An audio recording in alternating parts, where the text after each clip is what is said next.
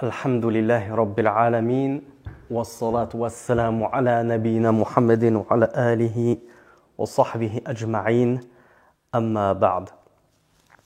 On s'était arrêté à la partie où le cheikh rahmatullahi alayhi nous expliquait que la hijra des mushrikines, c'est-à-dire le fait de quitter, de délaisser le shirk et ses adeptes, les mushrikines, était une obligation qui avait été rendue impérative avant même la prière.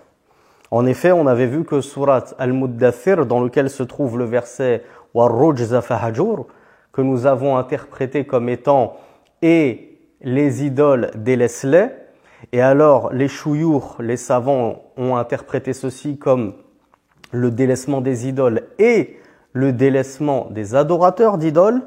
Cette sourate est bien entendu descendue, ou en tout cas ce verset, bien entendu descendu bien avant, plusieurs années avant l'obligation de la prière. Le cheikh Mohammed ibn Abdel Wahhab rahmatullahi alayhi nous dit akhadha ala hadha 10 sinin yad'u ila at-tawhid. Le messager d'Allah sallallahu alayhi wa ala alihi wa sallam a passé 10 années à appeler au tawhid, le monothéisme d'Allah subhanahu wa ta'ala. C'est-à-dire que durant ces 10 années, sa da'wa était exclusivement consacrée au bannissement et au désaveu de l'association et à la condamnation de l'association et à l'appel au monothéisme véritable. Et ceci bien avant l'obligation de la prière qui est pourtant Imaduddin, qui est pourtant le pilier de cette religion. Mais rien ne passe avant le tawhid, l'unicité d'Allah subhanahu wa ta'ala. Le cheikh Mohammed ibn Ibrahim nous dit يدعو إلى التوحيد بمكة لم يفرض عليه صلاة ولا زكاة ولا حج كله في بيان التوحيد والأمر به والدعوة إليه وبيان الشرك والإنذار عنه. Lorsque le Mohammed sallallahu alayhi wa sallam a été commandé de condamner le shirk, l'association, et d'appeler au tawhid, ceci était à la Mecque. Les premières sourates ont été révélées à la Mecque. Et à ce moment-là, nous dit Cheikh, nulle prière ne lui avait encore été prescrite. Nulle zakat, nulle aumône ne lui avait encore été prescrite. Nul pèlerinage ne lui avait encore été prescrit. Toutes ces années à la Mecque, ces 10 premières années à la Mecque, il les a passées sans ces législations-là, qui sont pourtant les piliers de notre religion, les piliers de l'islam. Il les a passées uniquement à concrétiser le premier pilier de l'islam, qui est at-tawhid, le monothéisme d'Allah, et à l'inculquer aux gens, et à éduquer les gens sur cela, et sur le rejet du polythéisme. Donc voilà à quoi il a appelé durant les 10 premières années de sa prophétie et sa messagerie.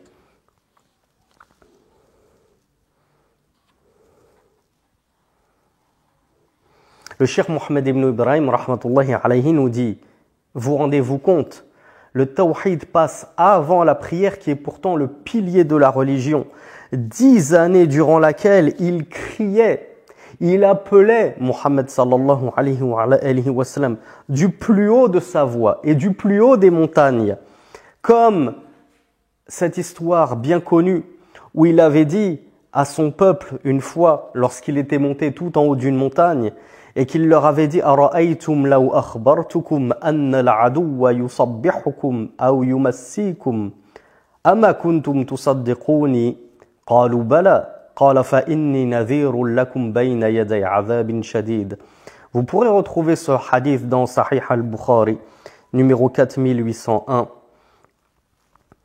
et dans Muslim, numéro 208. Donc hadith unanimement authentique où le messager d'Allah s'était adressé à son peuple lorsqu'il avait gravi une haute colline et qu'il leur avait dit « Voyez-vous si je vous informais que un ennemi derrière moi était prêt à surgir pour vous attaquer de bon matin, ou bien ce soir pour vous attaquer en pleine soirée. Me croiriez-vous donc ?» Son peuple lui a dit « Bien sûr, Pourquoi? Parce que Muhammad sallallahu alayhi wa sallam était déjà connu avant l'avènement de la prophétie comme étant Al-Amin, le digne de confiance. Donc ils lui ont dit, bien sûr que nous te croirions si tu nous informais de l'arrivée imminente d'un ennemi prêt à surgir sur nous. Eh bien, que leur a répondu Muhammad sallallahu alayhi wa sallam? Il leur a dit, eh bien certes, je suis pour vous un avertisseur avant l'arrivée d'un châtiment douloureux. C'est-à-dire un châtiment, je suis là pour avertir d'un châtiment douloureux quiconque persistera dans la mécréance et le polythéisme. وَقَالَ أَنَا النَّذِيرُ الْعُرْيَانِ. Et il a dit, cette expression arabe, je suis l'avertisseur dénudé. Pourquoi dénudé? C'était une métaphore pour exprimer cet avertisseur qui est tellement prompt à vouloir avertir son peuple qu'il part sans même avoir le temps de se vêtir correctement et il court tellement vite que ses vêtements lui en tombent pour avertir de façon urgente son peuple de l'arrivée imminente d'un ennemi prêt à les décimer les uns après les autres. Ainsi s'était comparé Muhammad sallallahu alayhi wa sallam.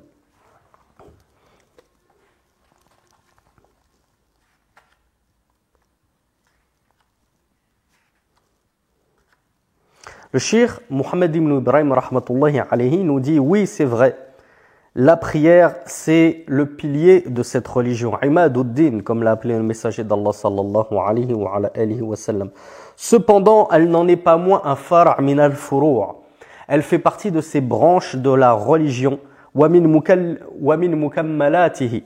Et parmi ce qui va compléter notre religion, amma haqiqatu ma bu'itha bihi fa huwa ad-da'watu ila at-tawhid.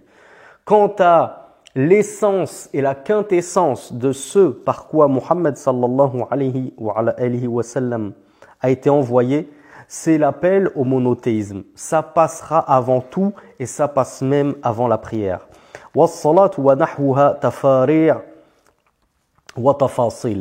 Et la prière est semblable à cela, comme la zakat et le jeûne. Ce ne sont que des choses qui vont découler de cet appel au tawhid. En fait, à quoi te sert ta prière? À quoi te sert ta zakat? À quoi te sert ton pèlerinage?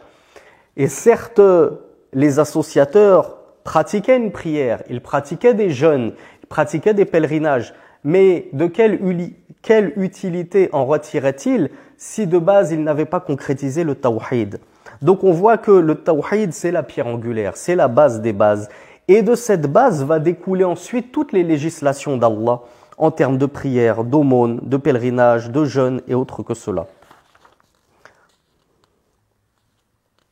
Alors pourquoi le cheikh Mohammed ibn Abdel Wahhab insistait sur ces 10 premières années, alors qu'on a toujours entendu que Rasulullah sallallahu alayhi wa sallam avait appelé au tawhid durant 13 années mécoises. Et en réalité, Rasulullah sallallahu alayhi wa sallam a appelé au tawhid durant ces 23 années de prophétie et de messagerie. Mais on insiste sur les 10 premières années car elles étaient exclusivement vouées à l'enseignement du tawhid et à son apprentissage et à la condamnation du shirk, de l'association. Cheikh Mohammed ibn Abdel Wahhab rahmatullahi alayhi nous dit wa ba'da al-ashri urija bihi ila as-sama wa furidat alayhi as-salawatul khams. Et après les 10 premières années, il a été fait monter au ciel. On l'a fait monter au ciel avec la fameuse histoire du Buraq que vous connaissez tous. Et il lui a été prescrit, c'est-à-dire rendu obligatoire, les 5 prières. Donc, c'était en l'an 10, selon Cheikh Mohammed ibn Abdel Wahhab, selon Cheikh Mohammed ibn Ibrahim qui l'a rejoint dessus, il y a petite divergence entre les savants quand est-ce qu'a eu lieu exactement Al-Mi'raj. Et ici, l'avis retenu par nos chouyoukhs, c'est qu'il a eu lieu 3 ans avant la Hijra, donc en l'an 10 de la prophétie de Muhammad sallallahu alayhi wa sallam. Cheikh Mohammed ibn Ibrahim rahmatullahi alayhi nous précise que su'ida bihi bi ruhihi wa jasadihi ila as-sama. Il a été élevé au ciel, corps et âme, contrairement à ce que certains supputent parmi les savants de l'islam qui prétendent que en fait c'est juste son âme qui est montée au ciel et lui son corps était resté sur terre. Il y en a d'autres qui disent que c'est son corps qui s'est élevé au ciel sans son âme, juste son enveloppe corporelle. Et l'avis le plus véritable, c'est qu'il s'est élevé au ciel, il a été élevé au ciel, corps et âme. Et c'est une élévation donc réelle et non pas ma'nawiyan, spirituelle. Et c'était une élévation, nous dit Cheikh Mohammed ibn Ibrahim, en état d'éveil, il était bien éveillé et bien conscient, et non pas une élévation durant son sommeil ou bien en songe. Donc, Muhammad sallallahu alayhi wa sallam, comme nous le dit Allah subhanahu wa ta'ala dans le Coran, dans Surat An-Najm, l'étoile, il a bien vu parmi les prodiges, parmi les miracles, parmi les choses époustouflantes de son Seigneur, ce qu'il a bien vu. Il l'a bel et bien vu de ses propres yeux à l'état d'éveil. لَقَدْ رَأَى مِنْ آيَاتِ رَبِّهِ الْكُبْرَى. Il a bel et bien vu les plus grands signes de son Seigneur.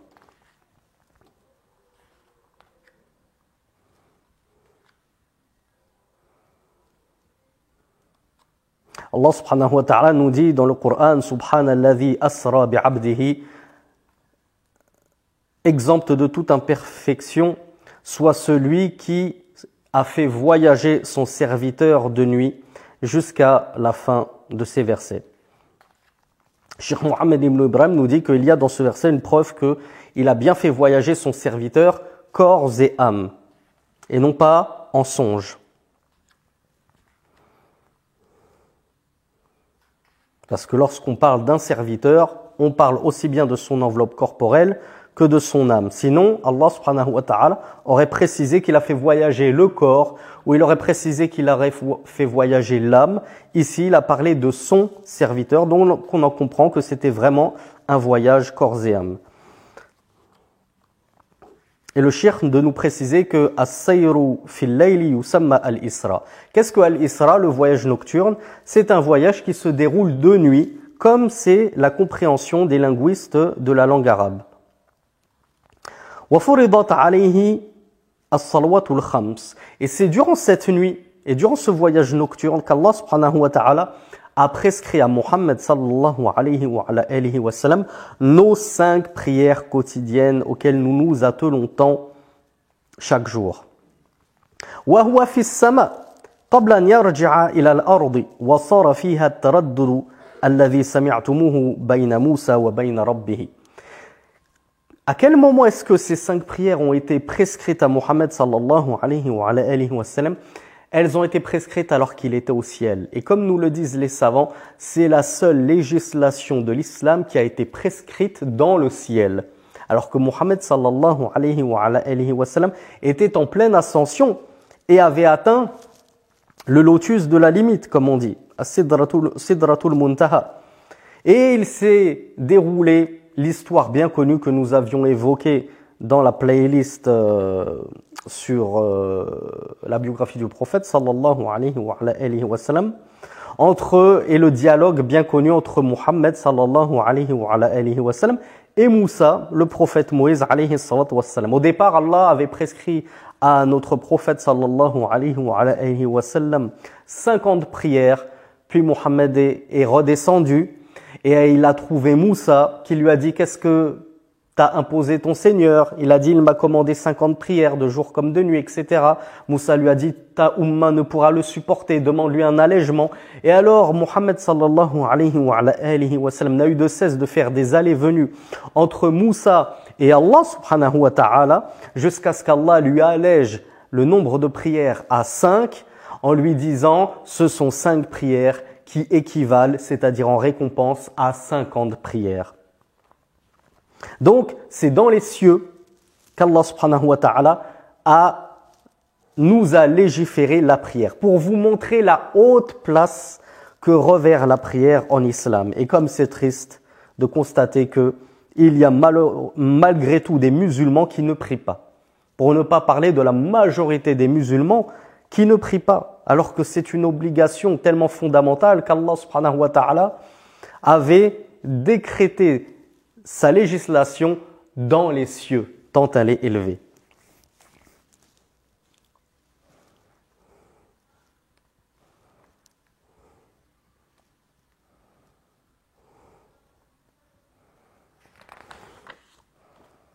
وصلى في مكة 3 سنين. Donc Muhammad sallallahu alayhi wa sallam est redescendu sur terre après ce voyage nocturne. Il est revenu à son peuple et il leur a alors appris ce qu'Allah lui avait ordonné. Et alors lui ainsi que les musulmans ont prié à la Mecque 3 années, puisqu'on a vu l'ascension, le voyage nocturne et l'ascension jusqu'au lotus de la limite, c'était en l'an 10. Et la hijra a eu lieu en l'an 13. Donc il s'est écoulé 3 ans depuis cet événement jusqu'à la hijra, durant lesquels le prophète Mohammed sallallahu alayhi wa sallam a accompli les 5 prières avec sa umma. Cependant, le Cheikh Mohammed ibn Ibrahim nous dit As-salawatul khams duna jumu'a. Al-jumu'a ma shuri'at illa fil Madina. Donc, c'était 5 prières, mais il n'y avait pas encore de jumu'a.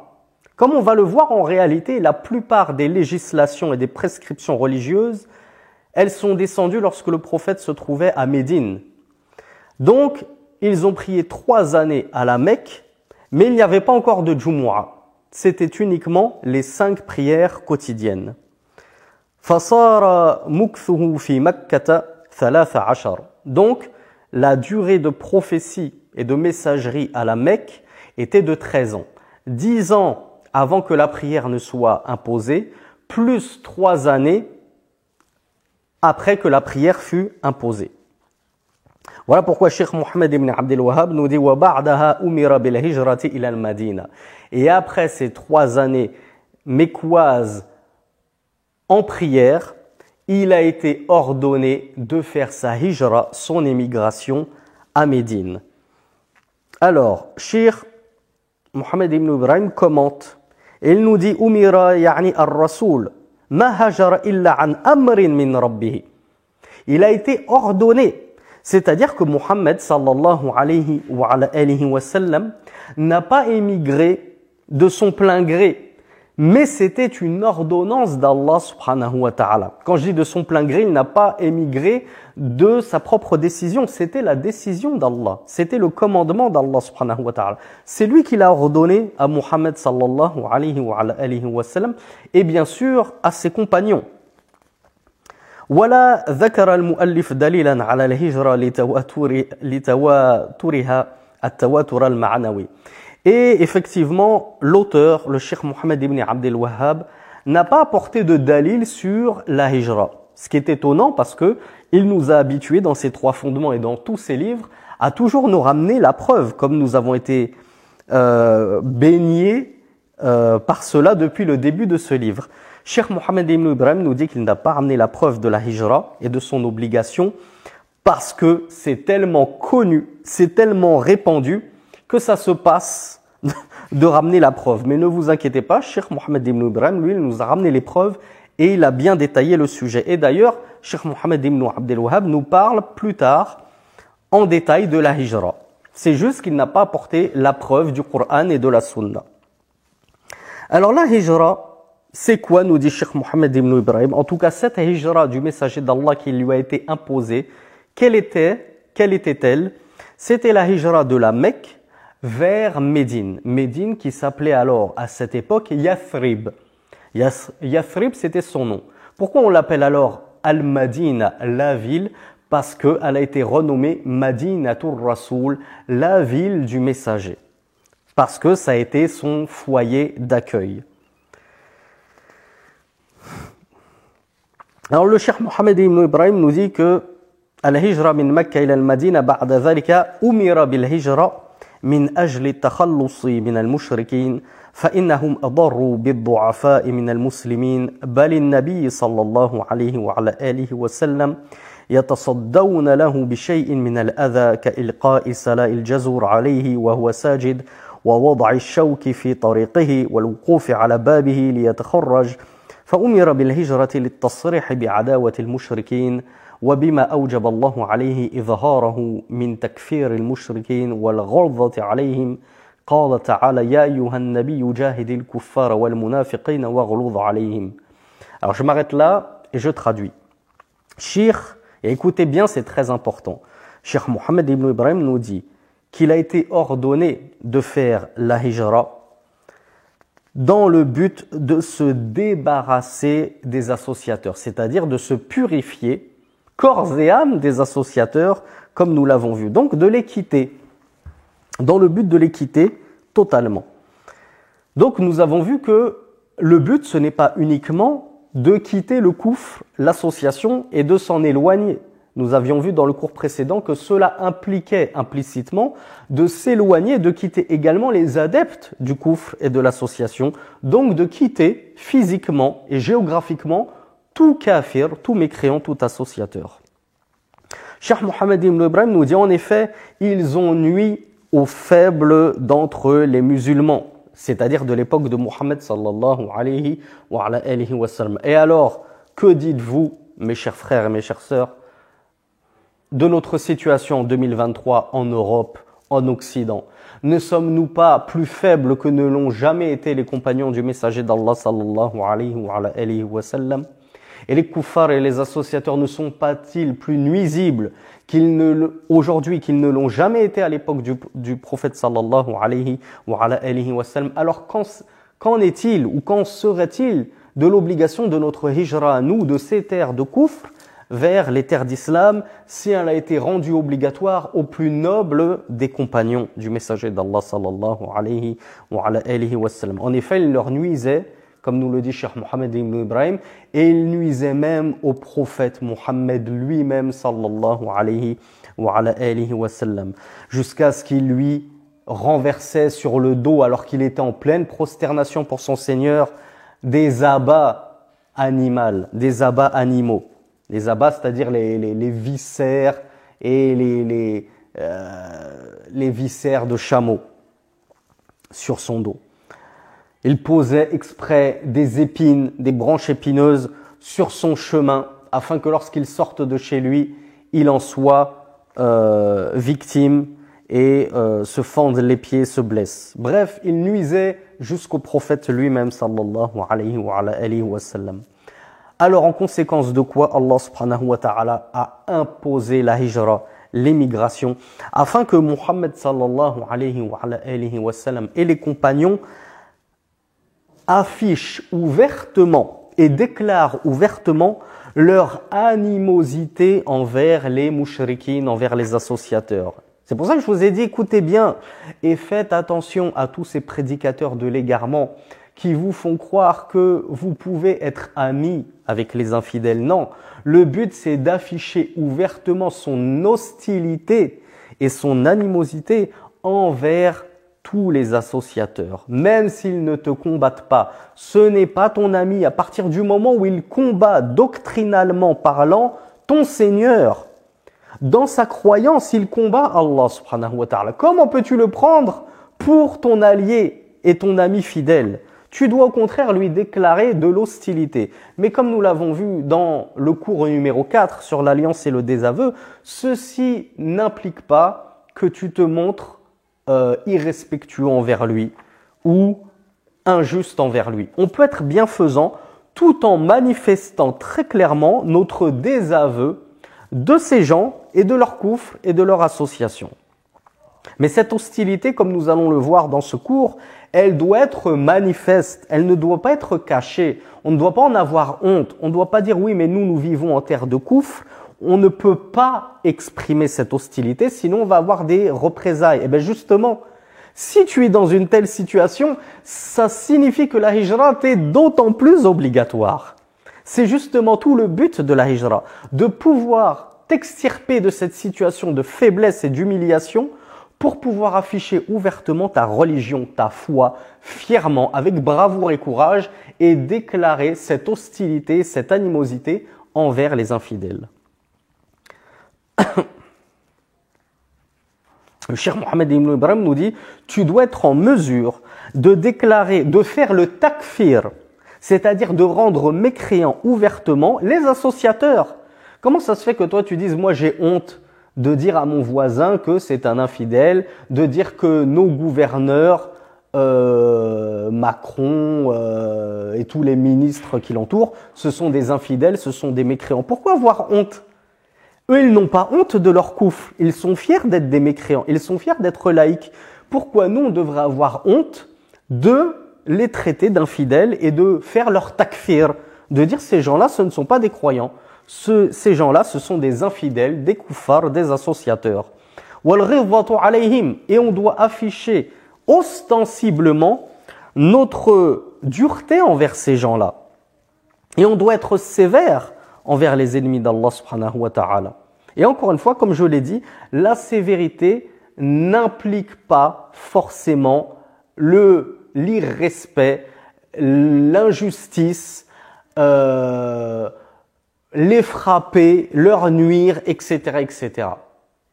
Lakum dinukum waliya din. C'est ça ma sévérité. C'est que je n'ai pas honte de professer ouvertement mon monothéisme, le monothéisme d'Allah, et je n'ai pas honte de vous déclarer au visage que vous n'êtes pas monothéistes. Vous, les chrétiens, les juifs, les laïcs, vous n'êtes pas des croyants, vous êtes des mécréants, et vous séjournerez éternellement en enfer si vous mourrez là-dessus. Allah subhanahu wa ta'ala a dit ô prophète, combat les kuffars, les mécréants, ainsi que les hypocrites, waghluz alayhim, et sois sévère envers eux, sois dur envers eux. Et qu'est-ce qu'ils nous disent, les imams de l'égarement, les imams parmi les ikhwan al-muslimin, les frères musulmans qui ont trahi la Ummah, ils nous disent non, il faut être doux. Comment voulez-vous appeler ces mécréants à l'islam avec de la dureté, de la sévérité? Il faut être doux avec eux. Ne voyez-vous pas tous les gens qui embrassent l'islam grâce à notre da'wa douce, bisounours, bien poli, bien brossé dans le sens du poil? Allah a commandé à son prophète, qui était le plus doux des hommes, le plus sage des hommes, de faire preuve de sévérité envers les infidèles et les munafiqin et les hypocrites.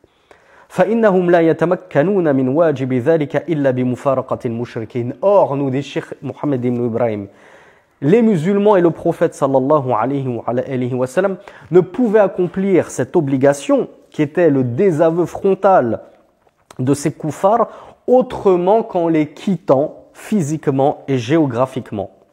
وَفَرَضَ اللَّهُ عَلَى النَّبِيِّ وَأَصْحَابِهِ صلى الله عليه وعلى آله وسلم الهجرة إلى مأمن ومكان يتمكن فيه من تكفيرهم وتضليلهم. Donc Allah subhanahu wa ta'ala a imposé à son prophète et ses compagnons d'émigrer dans une terre, dans une région, dans un endroit où là ils étaient en mesure et ils étaient disposés à pouvoir afficher ouvertement ce désaveu du kufr et des mouchriquines, de la mécréance et des associateurs.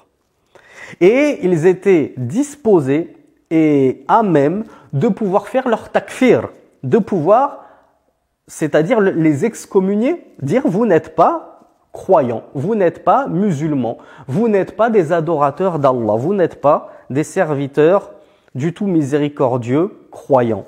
Donc on fait leur takfir, on fait leur tadlil, on les qualifie d'égarés, et certes ils se sont égarés, et ça c'est dans la sourate Al-Fatiha, ghayril maghdubi alayhim waladdallin, c'est-à-dire ne nous guide pas Allah dans le chemin de ceux qui ont encouru ta colère, c'est-à-dire al-Yahoud, les Juifs, ni de ceux qui se sont égarés, c'est-à-dire les chrétiens. Donc on affirme ouvertement et sans sourciller que ce sont des égarés.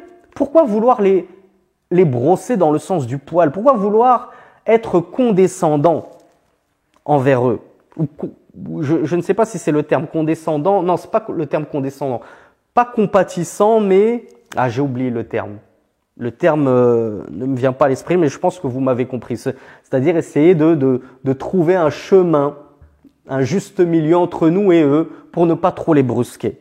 Ça, ce n'est pas l'islam. Ça, ce n'est pas l'islam qu'a révélé Allah à son prophète Mohammed sallallahu alayhi wa sallam. Ça, c'est l'islam rose bonbon des ikhwani et des traîtres de la Ummah.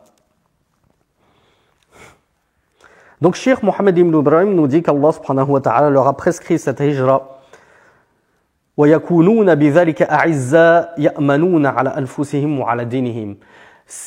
Une hijra vers une terre dans laquelle ils seront en position de force, dans laquelle ils retrouveront leur puissance et leur gloire et leur noblesse, et dans laquelle ils pourront se prémunir du mal des mouchriquines, des associateurs, contre eux-mêmes et contre leur religion. Les associateurs leur nuisaient à eux et ils tentaient de nuire à leur religion. Donc on émigre dans une terre où on est en sécurité dans nos propres personnes et dans notre religion. C'est ça tout l'objectif de la hijra. Se préserver soi-même, préserver son épouse et ses enfants des assauts des infidèles et se préserver dans notre foi, car c'est ce que nous avons de plus précieux et de plus important.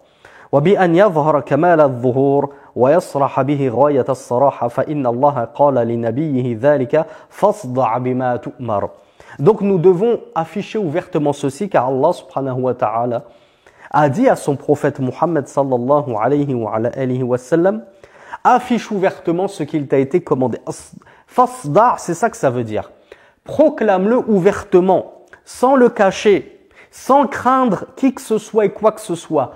Affiche, déclare, proclame ouvertement, sans crainte, ce qui t'a été commandé. Qu'est-ce qui a été commandé à Muhammad sallallahu alayhi wa sallam si ce n'est le tawhid, si ce n'est le monothéisme et le blâme du shirk, de l'association.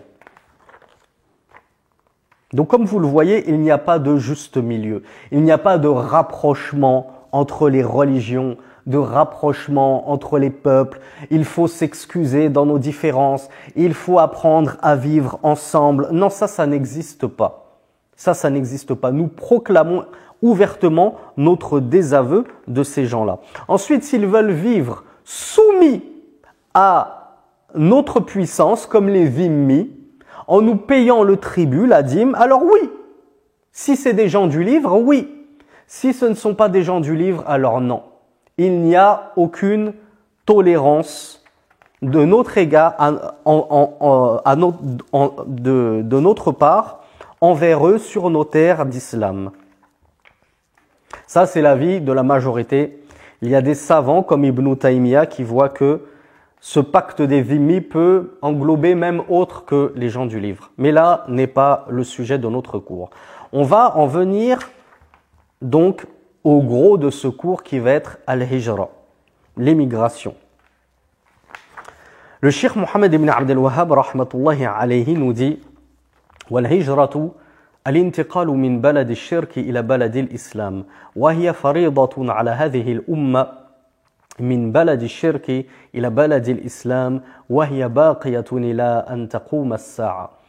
Donc le cheikh Mohammed ibn Abdel Wahhab nous a dit que la hijra, l'émigration, c'est le fait de se déplacer, de déménager d'une terre de polythéisme, d'association, vers une terre d'islam. Donc c'est ça la hijra.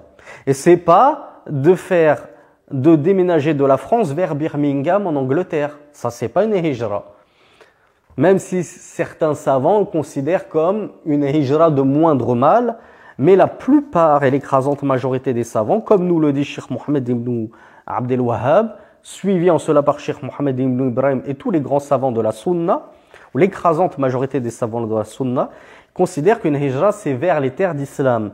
C'est pas vers le Canada où ils sont un peu plus sympas avec nous, vers l'Allemagne où ils sont un peu plus tolérants envers nous. Ça c'est vraiment pour celui qui ne peut absolument pas faire une hijra en terre d'islam, comme me l'a dit le Cheikh Bajabir que j'avais interrogé à ce sujet-là. Mais encore faut-il savoir peser réellement sa propre capacité, ou plutôt sa propre incapacité à ne pas pouvoir émigrer dans un pays d'islam. Encore faut-il être honnête envers soi-même en se disant, moi effectivement, je suis dans l'incapacité de vivre en terre d'islam. Et c'est vraiment quelque chose qui doit s'examiner au cas par cas. Parce que, en réalité, rares sont les personnes qui ne peuvent pas faire la hijra dans les terres d'islam. C'est juste, en général, c'est plutôt une faiblesse de foi et une recherche de la facilité. Il y a un manque de courage et de volonté. Donc le cheikh Mohammed ibn Abdel Wahhab, rahmatullahi alayhi, nous dit que cette hijra des pays d'association, des pays de koufr vers les pays d'islam, c'est une obligation à cette communauté. C'était pas juste obligatoire au prophète sallallahu alayhi wa sallam et ses compagnons à l'époque mécoise, comme on l'entend encore, de certains Ikhwani qui essayent de tromper une nouvelle fois la communauté en leur disant maintenant la hijrata ba'da al-fath, comme on va le voir. Il n'y a plus de hijra après la conquête de la Mecque. Ils prennent des hadiths qu'ils interprètent à leur sauce et ils trompent les foules en profitant de leur ignorance et de leur absence de langue arabe pour pouvoir se référer et retourner aux paroles des savants sur le sujet. Donc cette hijra, Cheikh Mohammed ibn Abdel Wahhab nous a dit qu'elle est obligatoire à toute la communauté de l'islam, pas juste au prophète Mohammed sallallahu alayhi wa sallam et à ses compagnons. Donc, elle est obligatoire d'une terre d'association vers une terre d'islam. Et elle perdurera, c'est-à-dire l'obligation de la hijra, jusqu'à la fin des temps. Il a antaqum as-sa'a, jusqu'à l'heure, jusqu'à l'arrivée de l'heure avec un grand H, c'est-à-dire la fin des temps. Donc la hijra, elle ne s'est pas interrompue avec la conquête de la Mecque, mais elle va durer jusqu'à la survenue de l'heure. On va voir ce qu'en dit Cheikh Mohammed ibn Ibrahim en commentaire de ses propos. Al-hijra asluha min al-hajr wa huwa tark. Alors al-hijra, l'émigration, ça vient de quelle racine en langue arabe? Ça vient de al-hajr. Et al-hajr, qu'on traduit parfois par boycott, ça vient de là. C'est le fait de délaisser quelque chose. Et boycotter une personne, c'est le fait de la délaisser.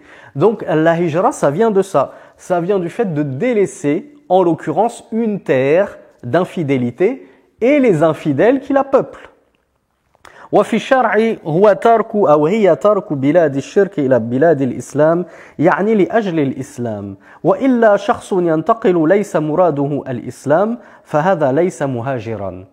Cheikh Mohammed ibn Ibrahim ici il nous fait écho au premier hadith des Arba'in al-Nawawiyah que nous avons étudié dans la playlist adéquate et éponyme. Il nous dit la hijra, c'est le fait de quitter les terres d'association vers les terres d'islam. Pour l'islam, dans le but de l'islam, dans le but de concrétiser la religion de l'islam. Tandis qu'un homme qui déménagerait d'une terre de Kouf vers une terre d'islam comme certains, kuffar, ou même certains musulmans, qui quittent la France, les États-Unis, ce que vous voulez, le Canada, pour aller à Dubaï. C'est une terre d'islam, Dubaï, pour aller à Abu Dhabi, Sharqa, le Qatar, le Koweït, même l'Arabie Saoudite. Ils y vont en tant qu'expats parce qu'ils ont de bonnes opportunités de travail. Donc ils n'ont pas fait ce déménagement pour leur religion, pour l'islam. Ils l'ont fait pour des intérêts mondains. Eh bien ceci, comme nous l'a dit le messager d'Allah sallallahu alayhi wa sallam, ce ne sera pas compté comme une hijra pour Allah. Ce sera compté comme un déménagement pour cause de travail. Et Cheikh Mohammed ibn Ibrahim nous dit une telle personne qui n'a pas fait la hijra pour la religion, mais pour d'autres intérêts mondains, comme épouser une femme, comme on l'a vu dans ce fameux hadith du messager d'Allah sallallahu alayhi wa sallam, innamal a'malu binniyat. Eh bien celui-là, laysa muhajiran, nous dit Cheikh Mohammed ibn Ibrahim. Celui-là, ce n'est pas un muhajir. Ce n'est pas un émigré dans le sentier d'Allah.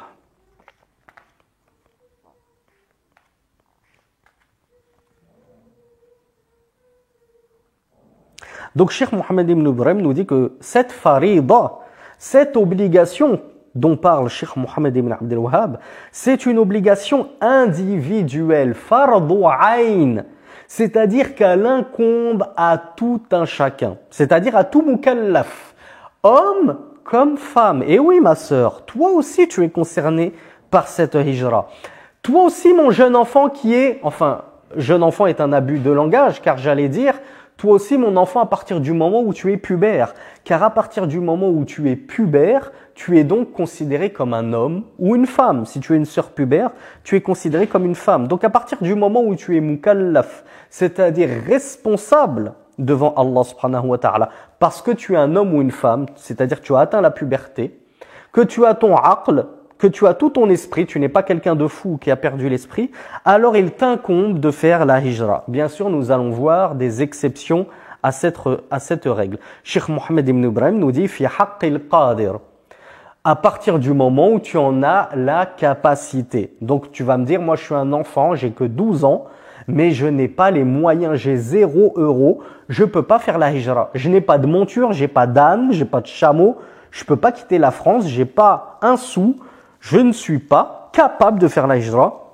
eh bien toi mon frère, toi ma sœur qui est dans un tel cas de figure, sache que tu es excusé jusqu'à ce que la capacité de pouvoir émigrer soit en ta possession. فَأَمَّا الْعَاجِزْ فَمَعْذُورٌ. Donc Cheikh Mohammed ibn Ibrahim nous dit, quant à celui qui est incapable de faire la hijra, il est excusé. Mais si toi tu es capable, mais que tu refuses de la faire pour une faiblesse de foi, parce que tu n'aimes pas les terres d'islam, parce qu'elles sont moins modernes, les soins médicaux ça coûte cher et puis ils sont pas aussi développés qu'ici, parce que ceci, parce que cela, parce que toute ma famille elle est ici en terre de Koufr, etc.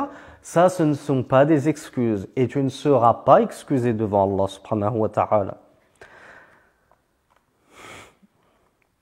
Cheikh Mohammed ibn Ibrahim nous dit que cette obligation individuelle, elle perdurera, comme nous l'a dit le Cheikh Mohammed ibn Abdel Wahhab, jusqu'à la survenue de l'heure. Elle ne sera donc jamais abrogée, la hijra, contrairement à ce que nous disent les malhonnêtes et les manipulateurs de cette ummah. Walam yansakha shay, rien n'est venu abroger ce jugement de la hijra.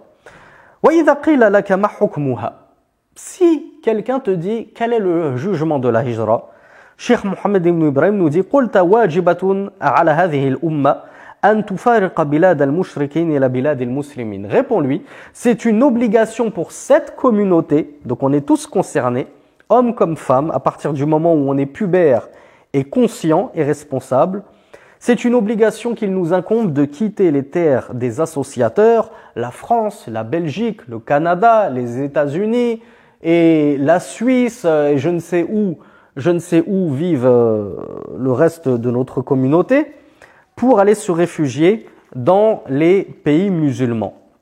Et qu'est-ce qu'un pays musulman? Parce que nous avons beaucoup de takfiristes qui viennent nous mettre des ambiguïtés. Oui, mais il n'y a plus de terre d'islam de nos jours.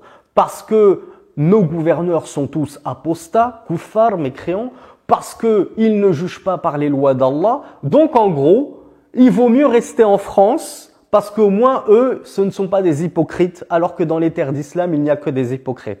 Et ça, des messages comme ça, on en entend tout le temps. Et j'en ai encore reçu un comme ça, des audios de quelqu'un qui est venu vider son sac sur mes réseaux sociaux pour se défouler, pour défouler sa lâcheté. Et il m'a fait toute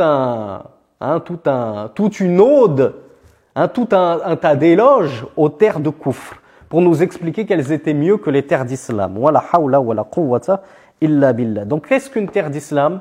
C'est une terre qui est peuplée en majorité par les musulmans. Quand bien même notre gouverneur, notre roi, notre président n'applique pas la charia. À partir du moment où on est majoritairement musulman et où les rites de l'islam sont quand même visibles, on a des mosquées, on a l'adhan, alhamdoulilah, nos femmes portent le voile dehors en grande majorité, alhamdoulilah, nous sommes en terre d'islam. Notre viande ici, elle est toujours égorgée, il n'y a pas besoin de savoir si c'est halal ou haram, c'est toujours halal ici, alhamdoulilah. Tellement d'avantages à résider en terre d'islam.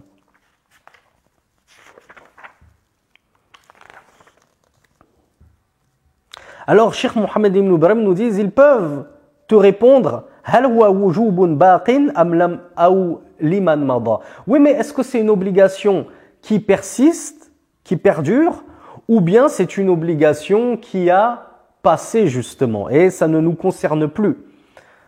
Eh bien, Cheikh Ibrahim nous dit, inna fi hadith ibn Abbas, la hijrata ba'da al-fath, il y en a qui vont objecter avec le fameux hadith d'Ibn Abbas, plutôt le hadith rapporté par Ibn Abbas, qui est une parole du messager d'Allah, il n'y a pas de hijra après al-fath, c'est-à-dire après la victoire éclatante, après la conquête de la Mecque.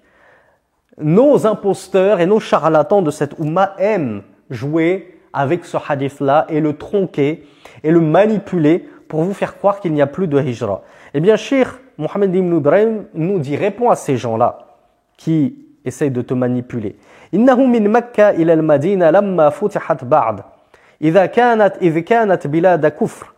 Ce hadith-là, il concernait l'obligation, parce que avant la révélation de ce hadith-là, il y avait l'obligation pour le messager d'Allah et tout musulman de quitter la Mecque, qui était à ce moment-là une terre de koufr. Oui, la Mecque, c'était une terre de polythéisme à ce moment-là.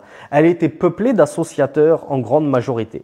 Alors, à ce moment-là, il était obligatoire pour les musulmans de quitter cette terre de koufr vers une terre d'islam qui était Médine. Comme vous le voyez, au sein même d'un pays, on peut avoir une région qui est une terre de koufr et on peut avoir une région qui est une terre d'islam. Mais sinon, et ça c'était donc avant la victoire, avant la conquête de la Mecque. Le cheikh nous dit wa illa fa bi ijma'i ahli al-ilm anna al-hijrata baqiya. Mais cependant, c'est une unanimité des savants, un ijma' que la hijra, que l'émigration, elle persiste et elle perdure, c'est-à-dire jusqu'à la survenue de l'heure. Mais ne s'accroche à ce hadith, il n'y a pas de hijra après al-Fath, la victoire, c'est-à-dire la conquête de la Mecque, si ce n'est les novices ignorants, tellement ignorants qu'ils s'accrochent opiniâtrement à ce hadith en oubliant tous les autres hadiths et tous les versets qui nous parlent de l'obligation de la hijra. La ya'rifuna ma'na al-hadith wala wajhahu. Ils n'ont même pas compris le sens de ce hadith. يعني بقي في حقكم الجهاد والنية الصالحة يعني أن بلاد مكة وقعت بلد إسلام كالمدينة. Mais comme l'a dit le messager d'Allah juste après, dans le même hadith, dans ce hadith-là sur lequel il s'accroche au début, tout en vous cachant volontairement la fin du hadith, le messager d'Allah a dit La hijrata ba'da al-fath. Il n'y a plus de hijra d'émigration après la conquête de la Mecque. Il a dit Wa innama jihadun wa niyyatun salihah. Mais ce n'est qu'un djihad, une lutte dans le sentier d'Allah et une intention. Fa idha stumfirtum fanfiru. Et lorsqu'on vous demande de partir au combat, alors partez. Donc on voit qu'effectivement, il y a encore un combat à mener. Il y a encore des terres à gagner. Donc la hijra persistera aussi longtemps que persistera la lutte dans le sentier d'Allah subhanahu wa ta'ala, le djihad. Donc Cheikh Mohammed ibn Ibrahim nous dit que ce djihad, cette niya salihah, elle persistera jusqu'à la fin des temps. Cependant, la Mecque, à ce moment-là, n'était plus, après la conquête, une terre de koufr.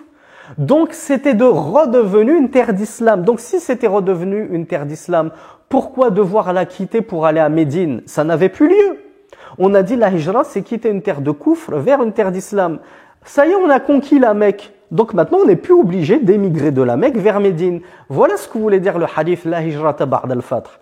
Il n'y a plus de hijra, d'émigration, c'est-à-dire de la Mecque vers Médine, après la conquête de la Mecque. Mais maintenant, si tu te trouves dans une terre de koufr, mais bien évidemment qu'il y a encore une hijra à faire et que tu dois quitter cette terre de koufr. La preuve de cela, وَالدَّلِيلُ قَوْلُهُ تَعَالَى إِنَّ الَّذِينَ تَوَفَّاهُمُ الْمَلَائِكَةُ ظَالِمِي أَنفُسِهِمْ قَالُوا فِيمَا كُنْتُمْ قَالُوا كُنَّا مُسْتَضْعَفِينَ فِي الْأَرْضِ قالوا ألم تكن أرض الله واسعة فتهاجروا فيها فأولئك مأواهم جهنم وساءت مصيرا إلا المستضعفين من الرجال والنساء والولدان لا يستطيعون حيلة ولا يهتدون سبيلا فأولئك عسى الله أن يعفو عنهم وكان الله عفوا غفورا. Dans ce verset, Allah subhanahu wa ta'ala, alors le cheikh Mohammed ibn Ibrahim, le cheikh Mohammed ibn Abdel Wahhab, rahmatullahi alayhi, nous dit la preuve de cela, c'est-à-dire la preuve que la hijra est obligatoire. Donc finalement, on a bien une preuve.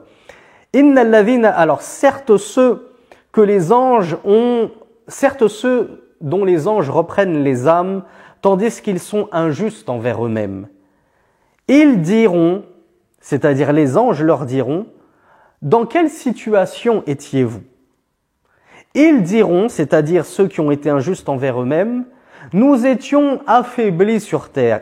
Ici, il s'agit de ceux qui ont refusé de faire la hijra et qui ont persisté à vouloir demeurer au milieu des associateurs et des infidèles. Les anges reprendront leurs âmes pour les faire mourir et leur diront dans quelle situation vous trouviez-vous? Ces gens-là diront, ces injustes, nous étions impuissants sur terre. Ils répondront, ils diront, c'est-à-dire les anges leur répondront, La terre d'Allah n'était-elle pas assez vaste afin que vous y émigriez? Ceux-là, leur refuge sera la géhenne. Ouvrez grand vos oreilles. Allah subhanahu wa ta'ala nous dit leur refuge à ces gens-là qui n'ont pas fait la hijra et qui se sont laissés manger leur foi à cause de leur séjour au milieu des associateurs, leur séjour sera la géhenne. Et quelle mauvaise destination. En dehors, excepté, suite du verset, excepté les faibles parmi les hommes, les femmes et les enfants qui ne trouvaient pas d'issue de secours, c'est-à-dire pour se sauver et faire la hijra, et qui ne trouvaient pas de chemin, qui ne connaissaient pas de chemin à prendre pour pouvoir quitter leur terre d'infidélité. Soit des femmes qui n'ont pas d'argent, n'ont pas de monture et sont incapables de se débrouiller seules pour pouvoir s'échapper, soit de jeunes adultes, 12 ans, 13 ans, 14 ans, ils sont tout juste pubères et ils n'ont aucun moyen. Alors Allah, qu'est-ce qu'il nous dit au sujet de ces exceptions et de ces faibles parmi les hommes, les femmes et les enfants qui ne trouvaient pas le moyen de faire la hijra, et comme on l'a vu tout à l'heure, qui ne trouvaient pas de véritables moyens, qui n'essayaient pas de se trouver des excuses en disant oui mais moi je peux pas, j'ai pas de travail là-bas. Non, une vraie excuse légiférée, acceptée d'Allah subhanahu wa ta'ala. Et bien la suite du verset, Allah nous dit cela, il se peut qu'Allah leur pardonne. Et Allah est certes, et Allah est très compatissant et pardonneur. Et on le verra quand Allah dit « il se peut que Allah », ça signifie Allah va le faire. Allah va leur pardonner à ces gens-là, parce qu'ils ne pouvaient pas faire autrement.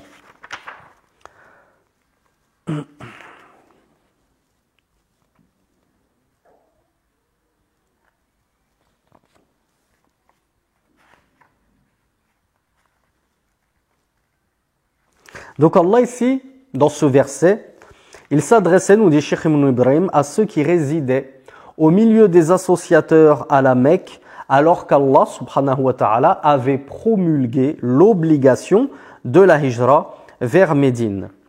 Et il nous dit wa hukmu ghayriha hukmuha. Cependant, le jugement d'autre que la Mecque, c'est le même jugement que ceci. Toute terre de koufr, d'infidélité, de mécréance, elle a le même jugement, c'est-à-dire il est obligatoire à toute personne ayant la capacité de quitter cette terre d'aller se réfugier et vivre en terre d'islam.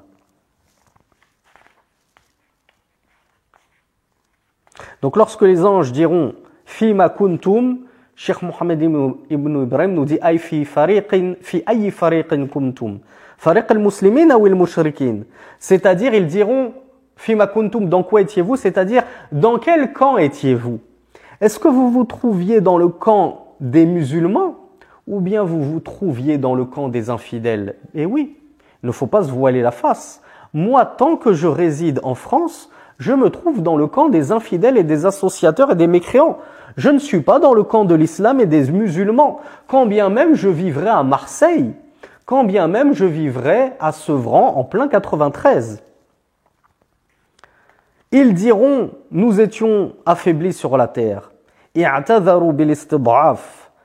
Ils prétendront et ils chercheront des excuses. Ces injustes, comme Allah les a nommés, ces injustes envers eux-mêmes, ils se trouveront des excuses. Et ils chercheront à objecter et à avancer qu'ils étaient en position de faiblesse sur la terre. Oui, nous on est des musulmans en France, on est minoritaire, on est faible, on se fait écraser, on n'a pas de droit, etc., etc. C'est pas de notre faute si on peut pas faire la hijra.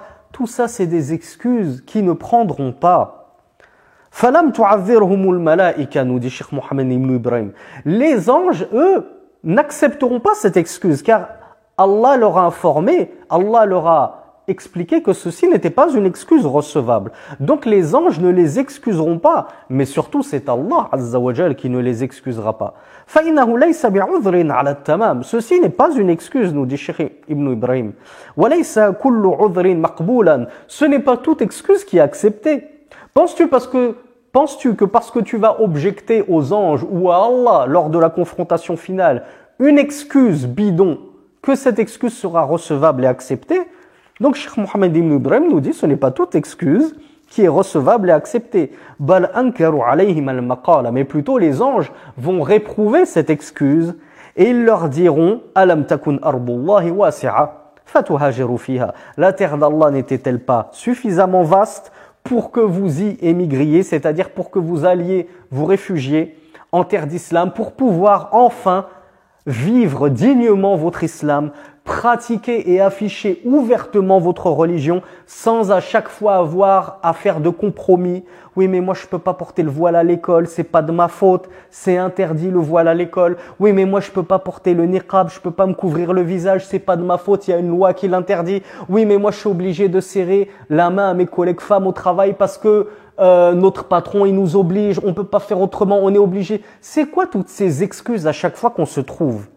Fais ta hijra, tu verras que tu n'auras plus besoin de ces excuses. Tu pourras afficher et vivre ouvertement et sereinement ta religion pleinement. Donc le cheikh nous dit akhbara subhanahu wa ta'ala anna al-ard ghayru dayiqa. Allah subhanahu wa ta'ala nous a informé que sa terre n'était pas étroite. Au contraire, sa terre est très vaste, très large. Elle peut accueillir tout le monde. Et ne vous inquiétez pas, les terres d'islam peuvent accueillir tout le monde. وأن المسلم يخرج إلى ما وسع الله من أرضه. Et le musulman doit donc sortir et quitter sa terre d'infidélité pour cette large terre qu'Allah subhanahu wa ta'ala lui a préparée, les terres d'islam. Donc قالوا بلى يعني أنهم تركوا الهجرة مع القدرة. Donc qu'est-ce que diront ces gens-là lorsque les anges leur diront la terre d'Allah n'était-elle pas assez vaste? Ils diront oui, si. C'est-à-dire qu'ils reconnaîtront qu'ils avaient en réalité délaissé la hijra, l'émigration, alors qu'ils avaient la capacité de la faire. C'est-à-dire qu'ils avaient les moyens de se payer un billet d'avion, de tenir une année, voire un peu moins, hein, t'es pas obligé, c'est pas une condition de pouvoir tenir une année en terre d'islam, le temps de pouvoir te trouver un travail sur place, etc., etc. Sachant qu'une hijra, ça se prépare. Ça fait des années que t'es en terre d'islam, en terre de koufr. Qu'est-ce qui t'a empêché depuis toutes ces années de préparer ta hijra? Sachant que Allah subhanahu wa ta'ala, comme on le verra tout à la fin, il a promis main refuge et abondance à ceux qui feront la hijra, à ceux qui émigreront. Donc n'ayez pas peur de quitter vos familles, de quitter vos amis, de quitter votre travail, de quitter cette terre de koufr pour aller vous réfugier en terre d'islam. On le rappelle, Allah subhanahu wa ta'ala nous a dit que ces gens-là qui n'auront pas fait la hijra alors qu'ils en avaient la capacité, et donc à cause de cela nuit à leur religion. Et ils ont dû faire tout un tas de compromis et de concessions dans leur religion et sur leur foi. Ils ont dû tolérer, voire agréer le shirk tant il était présent autour d'eux et qu'ils ne pouvaient pas le condamner. Ces gens-là, leur refuge sera la géhenne, c'est-à-dire l'enfer. Et quelle mauvaise destination. Donc le cheikh Mohammed ibn Ibrahim nous dit qu'Allah subhanahu wa ta'ala a toutefois restreint cette punition, ce châtiment, à ceux qui avaient la capacité de faire la hijra. Il a donc excepté certaines personnes de ce jugement. Ceux-là ne sont pas concernés par l'obligation de la hijra. C'est les affaiblis parmi les hommes, les femmes et les enfants. Mais Cheikh Mohammed ibn Ibrahim nous rappelle que ce n'est pas toute faiblesse qui est une excuse. Attention mes frères et mes sœurs qui vous trouvez trop d'excuses et qui pensez être en état de faiblesse alors qu'en réalité ce n'est pas une faiblesse qui vous dispense de la hijra. Sinon ce serait beaucoup trop facile. Oui, moi je n'ai que 10 000 euros, j'ai pas assez pour m'acheter un pavillon à Dubaï. Je suis faible, je peux pas faire ma hijra. Est-ce que ça c'est une excuse recevable et acceptable? Absolument pas. Donc c'est uniquement ceux qui sont excusés, c'est uniquement ceux qui sont si faibles qu'ils ne peuvent pas quitter leur terre. Ils ne trouvent pas le moyen, que ce soit financier ou physique, ils ne trouvent pas de monture, ils sont en prison, on les a enfermés, etc. Ils ne peuvent pas s'échapper de ces terres de koufr. Eh bien ceux-là sont excusés par Allah subhanahu wa ta'ala.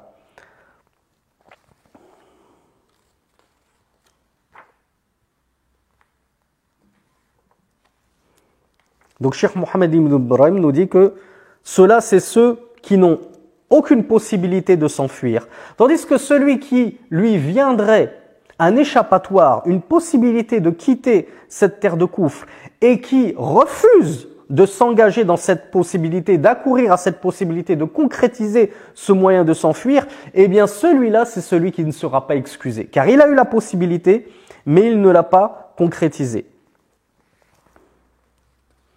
Donc, asa min Allahi wajib.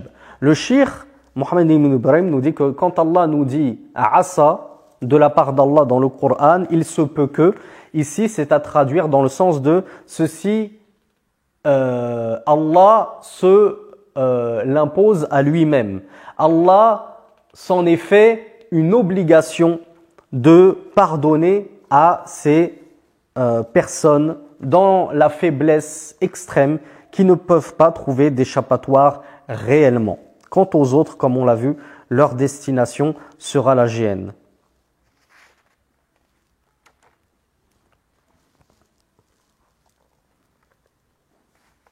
Donc ce verset, nous dit Cheikh Mohammed ibn Ibrahim, est très clair quant à l'obligation de la hijra et que nul ne sera excusé parmi ceux qui avaient la possibilité et qui trouvaient un moyen parmi les moyens de s'échapper pour pouvoir gagner les terres d'islam. Et ce n'est donc pas toute faiblesse qui est une excuse au délaissement de la hijra.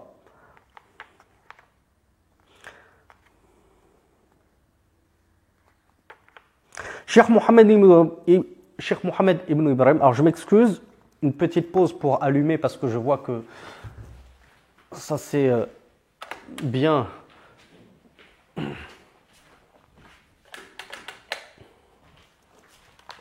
Cheikh Mohammed ibn Ibrahim, rahmatullahi alayhi, nous précise une chose importante. Il nous dit ثم عند معرفتكم هذا الواجب نعرف أنه في حق من لا يستطيع إظهار دينه أما من لا يبالي بهم إما لقوة فيه أو جماعة فهذا ما هي بواجب في حقه بل مستحب مخافة الفتنة. Donc, est-ce que nous sommes tous obligés de faire la hijra? Cheikh Mohammed ibn Ibrahim nous dit il faut savoir, maintenant que nous avons vu tout ça, que la hijra, l'émigration, est obligatoire à celui qui n'est pas dans la capacité d'afficher ouvertement sa religion.